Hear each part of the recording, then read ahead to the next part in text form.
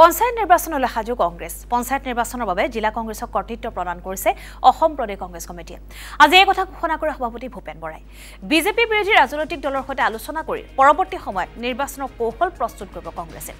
পঞ্চায়ত নিৰ্বাচনটো বিৰোধী ঐক্য অক্ষুণ্ণ ৰাখিবলৈ সম্পূৰ্ণ প্ৰয়াস কৰা হ'ব বুলি মন্তব্য কৰে ভূপেন বৰাই পঞ্চায়ত নিৰ্বাচনত মই যিখিনি কথা কৈছো সেখিনি কোনোবাই যদি বুজি নোপোৱা ভাদ হৈছে তেতিয়া মোৰ উপায় নাই মই কৈছো যে পঞ্চায়ত নিৰ্বাচনত এটা বিধানসভা সমষ্টিত অতি কমেও 200 জন প্ৰাৰ্থী আমি বাছনি কৰিব লাগে সেইকাৰণে মই কৈছো যে পঞ্চায়তৰ সমস্ত কৰ্তৃত্ব আমি জিলা কংগ্ৰেছ বিলাকক দিম আৰু জিলা কংগ্ৰেছ বিলাকক আমি এটো নিৰ্দেশ দিম যে বিজেপি বিৰোধী যিবিলাক শক্তি আমি একেলগে আছো গুৱাহাটীত বা এমপি ইলেকশ্যনত আমি বিজেপি বিৰোধী যিখিনি শক্তি আমি একেলগে খেলিছো অখিল গগৈ ডাঙৰীয়াই হওক লুৰিণ গগৈ ডাঙৰীয়াই হওক অজিত ভূঞা ডাঙৰীয়াই হওক বা বেলেগেই হওক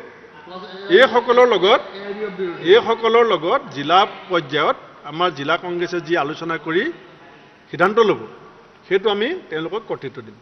বিজেপি বিৰোধী যিটো আমি ঐক্য বনাইছো বিজেপি বিৰোধী ৰাইজক একত্ৰিত কৰিবৰ কাৰণে যিটো প্ৰচেষ্টা কৰিছো সেই প্ৰচেষ্টা আমি 100% চেষ্টা কৰিম